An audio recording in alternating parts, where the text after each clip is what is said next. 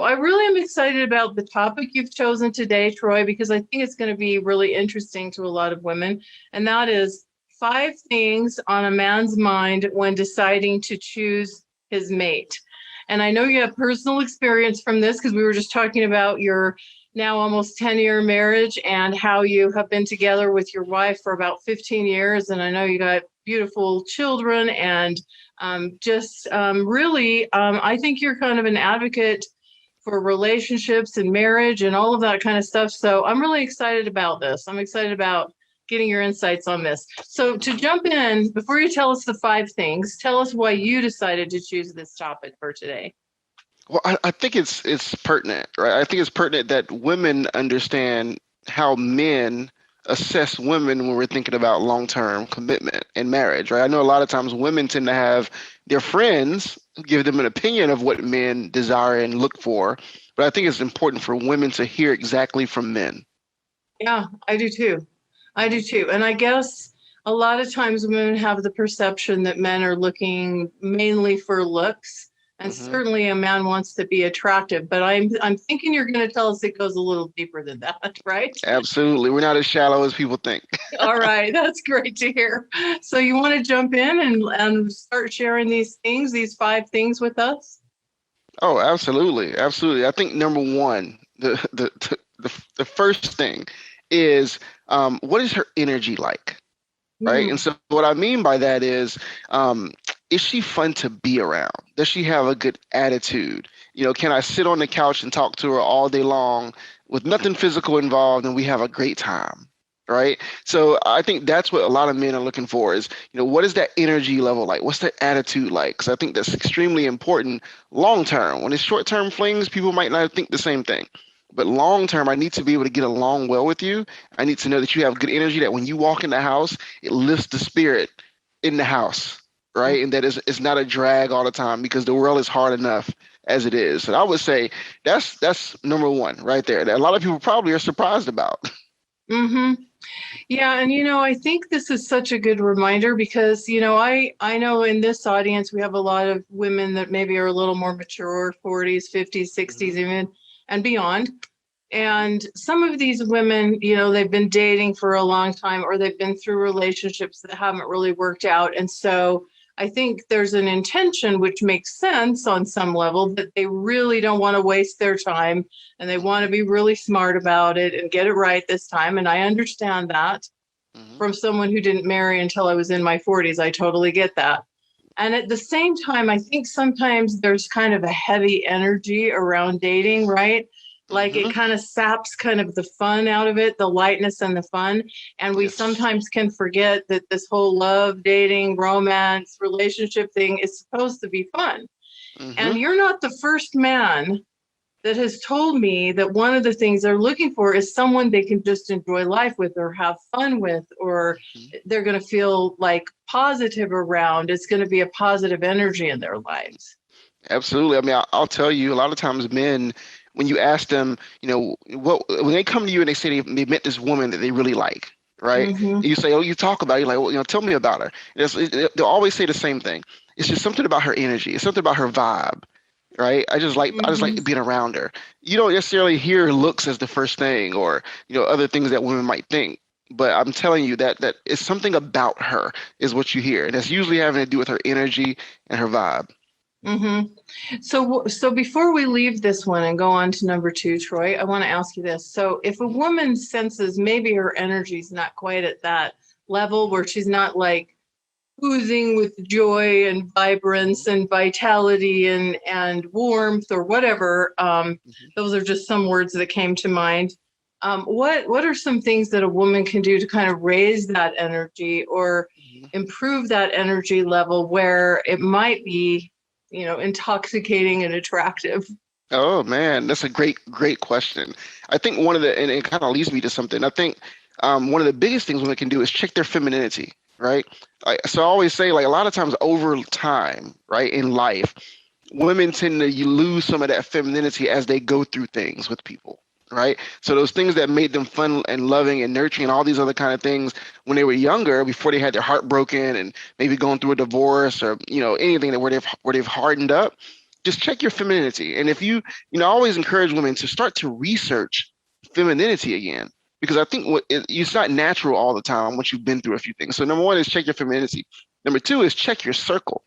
A lot of times the energy is Mhm. bad because the people you are around are negative, right? And Right. when you're around a bunch of negativity and negative friends who think dating is bad and men are bad and all these other things, it becomes these self-fulfilling prophecies, and you're looking for what's wrong in a man Right. instead of what could go right. So I think you got to check your femininity, check your circle for sure. I mean, I think those are two things that women can do today, and Mm. and just feel better. Then the other thing is, and a lot of people don't realize this, but find something you're passionate about. Most people that are doing things they're passionate about, they're happy doing them. You see what I Mhm. mean? And that could be outside of your career, but find a hobby, find something that you love to do because that Mhm. gives you joy indirectly. And so, then what happens is you have easy topics to talk about that light you up, right? Yeah. Yeah. And when you're lit up, that's when you have good energy. So those are my three suggestions right there. Yeah, yeah. I think I've also had men tell me that when a woman is lit up, like you're talking about, kind of that lit from within, or she's talking about things that she's excited about or passionate about, or that really make her happy or that really important to her, that can be incredibly attractive. So that's a part of it.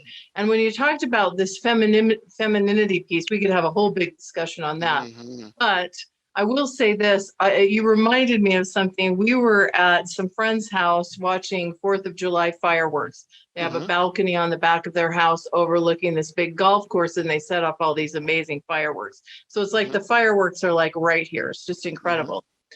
And they have a little girl, and she's like 7, 8 years old right now. And she was just like squealing with delight, like with every firework that went off. Hmm. She was just like so excited and so thrilled with all of this. And I think sometimes we lose some of that just energy and excitement and joy of even appreciating the small things in life. And so that's one little piece to look at in terms of the femininity without going completely down that track on this Yeah, interview. it's definitely a long road we could go down. We'll do it in another interview. Okay, let's do it. Let's do it. We'll maybe we can do a special one on that on another time. Yes. Um, because that would be really fun to talk, and kind of talk the male and female perspective on this. That could be a lot of Mhm. fun. So we just put in a little teaser, Troy. So now you owe me another interview, right? I got you. I got you covered. I All got you right. covered. All right. All right. So what's number two? So number two is, do you play well with others? And a lot of people don't think this, but men are very conscious of when they bring their woman around a group, how they interact. So whether Mm, it's a work group, whether it's a friend group, whether it's their family, you represent that man. And men are very prideful beings, right? And so we want to know two things. Number one, will you represent us well in a group, right? That's number one. But number mhm. two, can I put you in the group and not have to babysit you in the group? Right? Can I can Right, can I can I right. take can I go and talk to my other friends if we're at a mixer, right? Can you hold your own? A certain caliber of men that have a lot going on, they're around other powerful people. They're around other people who have things going on. They want to know that they don't have to watch you sit in the corner the whole night, afraid out of your mind because you don't get along well with others. So to me, that's a huge one that gets overlooked, I think, a lot of times, right? Is how do you play well with others? Or are you always a part of the drama? Right? Men don't necessarily Mhm. love drama. Right? Right, It's like, so right. are you always the one starting something? Are you always a topic of discussion, at a function? Those aren't things, especially as we get more mature. I don't think men enjoy those things. So do you play well with others? I think is number two. Yeah. Yeah, I think that's an interesting one. And I don't think that's something that's talked about that often, but I think it's really true. And I think it's the pride thing. And, you think of maybe the man with the woman on his arm, he wants to feel proud of who she is, but also just knowing, she's not going to embarrass him or do something really awkward. And I think you said it in a really nice way when you said men don't necessarily love the drama. I think Hmm. there would be other men out there who might say that a little bit more strongly, like, Yeah, no we drama hated it. queens, no drama queens, right? Yes, I so agree. I Yeah. so agree. Yeah, so that's a really interesting one, and that's a good one. And I do think tell me this, Troy. I'm thinking, just like for a woman, it's a big deal when you're introducing a man to your family or your friends. I would think it's the same for a man, right? Yes. Yes. And we get this idea in our head where we say stuff like, just you have to take me as I am, right? And that's okay. I want to accept you, but if who you are isn't someone that doesn't get that doesn't get along well with others, then I don't know if I want to accept you, because that's a big Right. part of any person's life. Is I think you want them to represent you well. No woman wants to have a man that goes to every function and is like the belligerent one, who embarrasses her. You know Right. what I mean? So I think it Right. goes both Or the ways. drunken clown or whatever, right? There you go, telling all the loud jokes and embarrassing her and all that kind of thing. So Right. yes. Hmm. All right. That's good. That's a good one. And I think that's one we may not have thought of on our own. So thanks for sharing that. So what's number Absolutely. 3? Number 3 is, and it kind of goes with this idea of femininity, but do you have a nurturing spirit? Right. Mm. So often what I realized is women, especially women that are accomplished, right, and they are career oriented, they lead with accomplishments. They lead with things that are traditionally really a lot more masculine, right? I do this and I am this person and I make this much money and I have all these things. What men are really looking for is that energy that's like, I'm nurturing. I can help take care of you. If I have a family, what can you do within that family? I'm looking at that if I'm choosing a mate long term, right? Can you cook? And if you can't cook, are you learning how to cook? Is there something that you are doing? Can you feed me? Will I eat? Right? And Will I eat? will I eat every day? Now, mind you, I understand, like men, we cook too, right? We do it can be equal in the household, but if you can't do anything that's nurturing for men, cooking is a very big sign of nourishment, right? Of nurturing. So, and it's not even necessarily about how good the food tastes. It's about the act of doing it. You see what I mean? It's like, oh, she took care of me when I came home, right? Those Yeah. kind of things. And if we have kids, she can make sure that they're taken care of, just like I can as well. But can we both do it together, right? So I Right. think that's huge. That nurturing spirit is very huge. And also, I mean, as men get older, we slow down. Don't get it twisted. We start to slow down, and we love to have someone, So I read a meme or something the other day. It said, you got to start. You got to leave the young girls alone and find you someone that knows the sign of stroke. Right? You know what I mean? So as you get older, you want someone that can kind of, help take care of you a little bit. I think that's fair because we all are going to get older, right? We just like to have Right. someone we can be in partnership with that can help us, right? Right. And it goes both ways, right? Absolutely. Women are looking for that too. You Hmm. got to look for someone that knows the signs of stroke. It was so funny. I read it. I was like, this is funny. This is funny. That does make me laugh. That's good. And you know what? You reminded me of something. I remember a man saying, this was a man that I heard speak years ago, but this stuck in my mind. He was talking about meeting the woman that became his wife. Hmm. And he said she just had this way about her where if she was speaking to a child or she was speaking to an older person or she was speaking to a peer, she just had this way of like making these people all feel seen or making them all feel important. And I Hmm. think that can be part of a nurturing spirit too, where you just Yes. have this ability to make other people feel cared for and Hmm. seen. And maybe it's partially kindness, maybe it's partially compassion. But there's a quality that a woman can have. I've even had men describe it as sweetness. Yeah. Yeah. And I think sometimes, and this, like you said, kind of goes along with that femininity. Sometimes if we're leading with kind of that resume stuff or kind of the accomplishment stuff, I think it's more of, it can come across as more like competitive Hmm. rather than kind of complementary and how do we work together. And so, Yes. this is a tricky piece right here. This is another piece we could talk more about, and maybe we will in Yes. our next interview. Uh-huh. um, is that I think it can be challenging for women. I know it was for me because I was really focused on my career. That was my sense of accomplishment at that stage in my life. And so that was what I was thinking about, talking about. And some of the energy that worked really well there, kind of the hard driving competitive energy that worked in that area of life, didn't necessarily translate so well into Uh-huh. my love life, right? Yes. And so this is just kind of a little bit of a dance where as women, we kind of get to kind of look at this within ourselves and look and see if there's maybe a little rebalancing that we might want to consider. And this is not being less than who you are, because sometimes women get defensive when we talk They about do. this too, They right? do. Yes. They're like, Absolutely. why should I be dumbing it down? And that's not what we're saying, right? Yeah. Not at all. I think it's just being in your natural nature, right?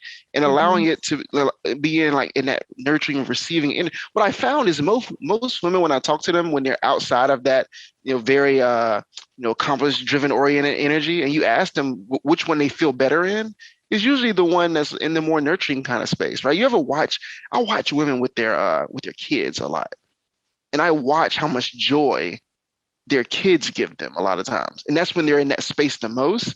And it's very attractive, right? It's very attractive in a lot of ways. So, I don't want women to think that we're telling them, you have to dumb yourself down at all. Because I know that is where it can go really quickly in their minds and women's minds, but that's not what we're saying at all.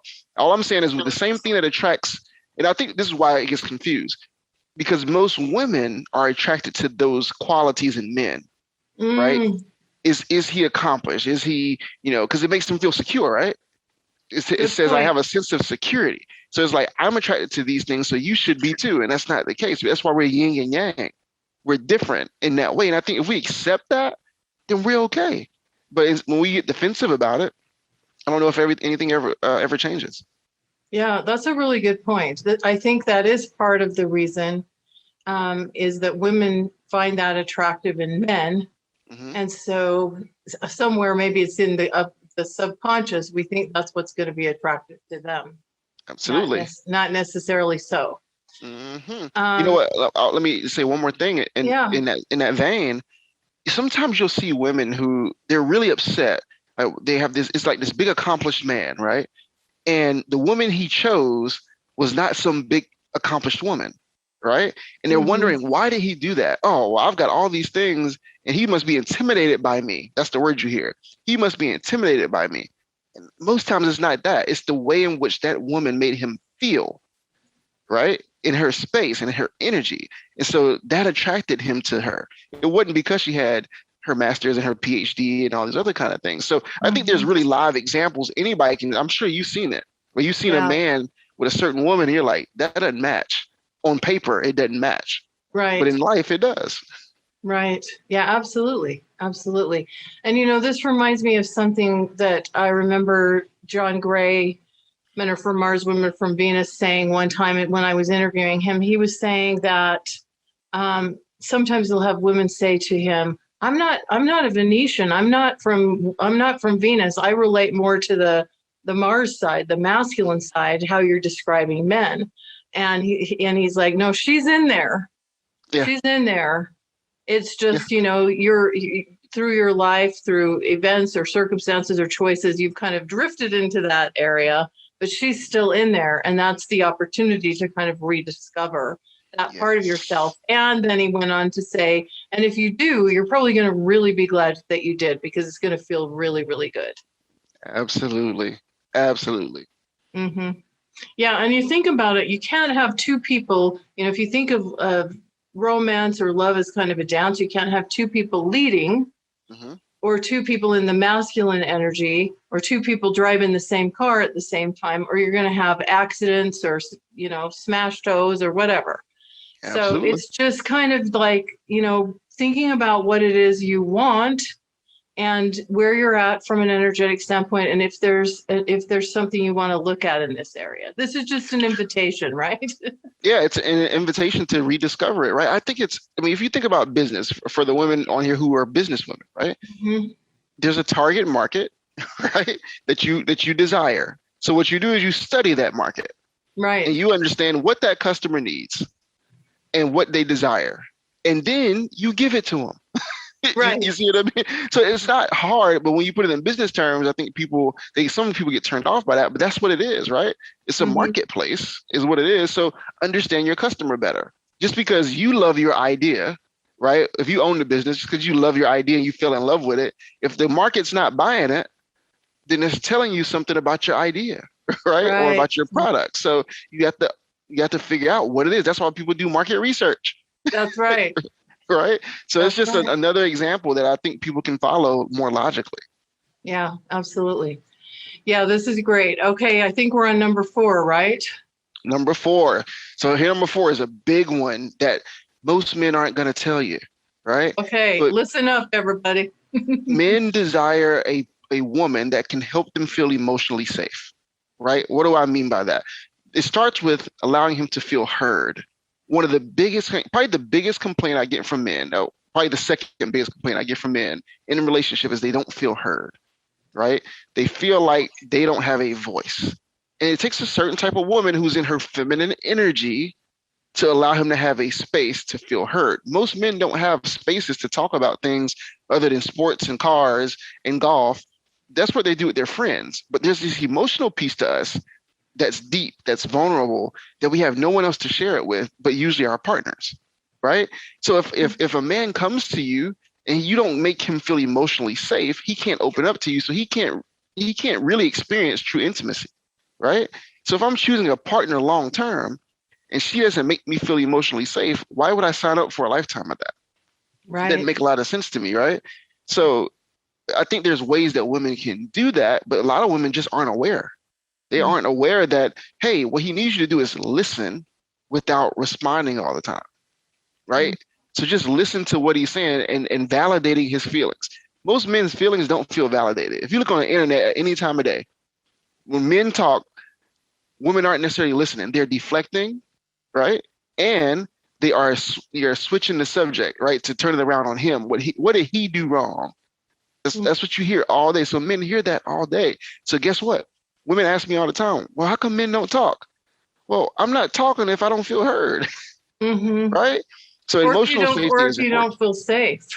Or if I don't feel safe, right? If I don't feel emotionally safe, I don't feel like you're going to validate my feelings. I don't feel like you can actually listen.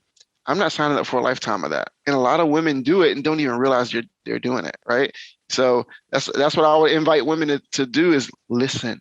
Just be a really good listener, right? And validate his feelings. Mm-hmm.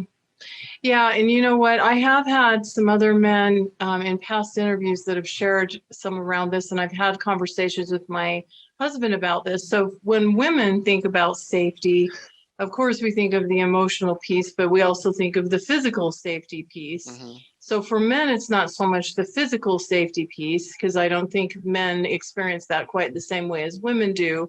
However, I think the emotional safety piece is a very, very vulnerable area for men. And I think you're right. I don't think most men are going to talk about this or necessarily tell you about this. But I think it's really deep, and I think it's really, really important, because you can be, if you're the woman in a man's life, you can be the only safe outlet he has to share his hopes, his dreams, his disappointments, his heartaches, his failures, his fears. And if you're not a safe place to share that, he's got nowhere else to go in most cases. Mm-hmm. Absolutely. And we need it. I think now men are starting to become a little more, it's not as taboo for men to talk about their feelings, but we still have a long way to go. Yeah. Don't get it twisted. We have a long way to go. So, a lot of men are, especially men that are, I forget is the baby boomer generation, right? Feelings don't exist there, Mm-hmm. right? Because you got to survive, right? And so a lot of these men aren't willing to talk about it, but they feel it. I think that's the key. So I think women have to understand that about men, that men have feelings too, and they need to feel emotionally safe. Mm-hmm. Yeah, I think this is a really powerful one, really, really important. And in addition to listening, is there anything else? Are there any other tips or any other ideas you feel that you can share, Troy, that can help women to know how to do this, to be that safe Mm-hmm. space? Absolutely. I invite women to ask questions, right? And I know it gets tiring, right? Because men will say, I'm fine, right? All the time. But it doesn't, he appreciates it when you ask, when you care about, hey, how was your day today? Hey, how are you? Right? Tell me what was the best thing about your day today, right? Tell me how you felt today. Like, so find questions that invite him to share. And when he feels safe sharing, he gets deeper and deeper and deeper, and he feels like it's okay. Here's the second thing. Don't ever throw back in his face what he shares with you, right? Mm. And I think this happens often. Argument happens, and a woman will throw back in his face what he said, about his feelings earlier. Men, I'm telling you, men shut down immediately when that happens because they're like, oh, Stove is hot. I'm not touching it anymore. I'm not going to tell you anything else about how I feel about anything because you're going to come back and you're going to use it against me later, right? Because women will say, I always tell women this, you can't want men to have feelings only when it's convenient for you, right? Mm-hmm. Only when it feels good to you. So if you're asking him to share something, remember, emotions aren't all good. So I need to feel emotionally safe to be truthful with you as well, even if it's not what you want to hear. You see what I mean? That's a part of emotional safety. I don't feel like I'm gonna get my head bitten off if I don't like your red dress or whatever it is. You know what I mean? That I tell you I don't like, or however you were acting that day. If I didn't like it and you deflect it on me or you throw it back in my face, you can cancel it. We won't talk anymore. We'll just be quiet and we'll say, fine, I'm fine. So Mm-hmm. those are two things I think women can definitely do. Ask really good questions and make sure you never throw anything back in his face. Mm-hmm. Yeah, those are really good tips. And one thing I've found, now having been married for 15 years, I've had an opportunity to practice a lot of these things Mm-hmm. that I learned. And one thing that I found that helps in terms of the questions is, like you're saying, asking open-ended questions. If I say, "How was your day?" he's going to say, Mm-hmm. "Fine." But if Mm-hmm. I say, "What happened today? What was the best thing that happened today?" Or what interesting thing do you have to tell me about your day today? Or something like that. I'm just Mm-hmm. giving a couple examples. Then I'm more likely to get a little more, Mm-hmm. he'll talk a little more. He'll share a little more. And guess what the beauty of that is? Now you feel connected too, right? Yeah, Because that's you right. got him to share. So it's a beautiful thing. You feel, because women complain to me all the time about men not having, they say he lacks emotional availability, right? Or Mm-hmm. he never talks to me. He doesn't share anything, that kind of thing. I'm like, well, you got to create the environment for it, and then y'all will feel even more connected. So it's a two-way street to have that emotional safety. Yeah, absolutely. Mm-hmm. Absolutely. And we long for that emotional safety. We want that. And Mm-hmm. so it's, again, coming back to, men do have feelings, men do have emotions. And the difference is, a lot of times for women, we have other outlets, friends, Mm-hmm. sisters, moms, maybe, that we can share a lot of these feelings with, and we can talk on these levels. And I think you're so right, because I come from a large family and a pretty close family, and I've observed my brothers and brother-in-laws over the years at these family gatherings and everything. And I think we're all pretty close, but still their interactions are like, slap on the back, "Hey dude," and they're kind of teasing each other and rousing each other. And there's not a lot of like deep conversation going Yeah. on between them, even though they would say they're all close, like they're a Yeah. band of brothers, but it's not quite the same. There's no depth to it. It's just, men tend to gather around activities and doing things. Women, I've seen women sit around in groups and talk for hours, Oh yeah. Oh just yeah. hours, get their glasses of wine and just talk and talk and talk. Men typically don't do that unless we're talking, smack to each other. Yeah, exactly. Exactly. So I'm so glad you brought this one up. What is number 5? Ooh, number five. So we're on drum roll. Drum roll. So, Boom, boom, so boom. number five to me is men want to feel desired, Mm. right? And so I'm telling you, like, this is a huge one. This, remember I said I had two big complaints from men. This is probably the first one. This is number one.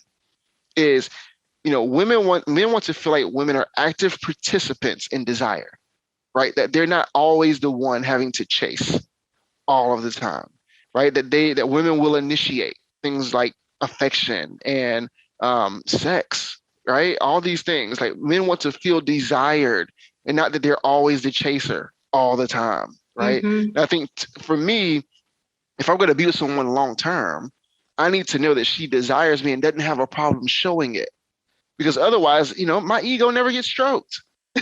I never, I need to feel complimented when I walk. If I smell good, I need to know I smell good, right? If I have a great outfit on, I need you to make me feel like I am the king of the castle when I walk out. You know what I mean? So Mm-hmm. desire is huge, and it has to be two-way street when it comes to desire. It can't just be him always being the chaser and the aggressor. Mm-hmm. And would you say this is true earlier on in a relationship, in dating, as well as in a long-term relationship? You might I, show it a little differently, but yeah. That's it. I think that's the key, is how do you express it, right? So early on, it's the flirtation. Mm-hmm. right? It's the compliments, it's the light touch on the arm, or it's Mm-hmm. the, it's the hey, it's the you smell great today, right? It's those kind of things. It's that flirtatious energy. Men love it. Like, we eat it up. And long term, as you're more committed in intimate relationships, then I know men want to feel like she'll initiate sex sometimes, or she'll come kiss me. You Mm-hmm. see what I mean? Or, those kind of things. I think so. It just expresses itself differently depending on what phase of dating you're in. I'm not saying jump the bones of every man you meet, right? That's Right. not what I'm saying. What Right. I am saying is, men use these words all the time. I want an active participant. Right? Mm-hmm. I want someone that shows me that they're just as invested in me as I am in them. Mm-hmm. To me, and the key word there is reciprocation. But when most people think reciprocation, they think, I give you this, you give me that. And that's essentially what it is, but it's also that emotional part of it too. I need that energy from you as well, that you desire me and I desire you. Mm-hmm. Mm-hmm. Yep. Yeah, that you find him attractive, that there's Yes. that there's aspects of him that you admire or appreciate, just like a woman wants to be appreciated by a man Oh man, could and you desired imagine? by a man. Yeah. Could you imagine going and putting on your best dress and getting your hair done and your nails and everything, and then you walk out and he says nothing about it? Yeah. That doesn't feel good, does it? No, that wouldn't feel good. No. You're like, I did all of this, and I don't even feel like he finds me attractive, right? Hmm. Same thing for men. If he goes through the effort to do certain things to get your attention, just acknowledge it. I think acknowledgement is just a huge thing. Acknowledgement can equal desire a lot of times, right? It can be interpreted as desire. So, just be conscious. I think that's the key. Yeah. Yeah, and I think being aware and noticing of his efforts, what efforts that he puts in, because I also think this is a way of women getting more of what they want. They probably Yes. like it when he puts forth some effort, whether it's Mhm. with his appearance or whether it's planning something or whatever. It's like acknowledging, appreciating. If you want more Yes. of that, you want to encourage that. So it creates a win-win scenario. That's it. That key word you use was appreciation. I mean, if you think about the top probably three words for men, you got appreciation, you got respect, and the third one I would argue is sex. but Okay.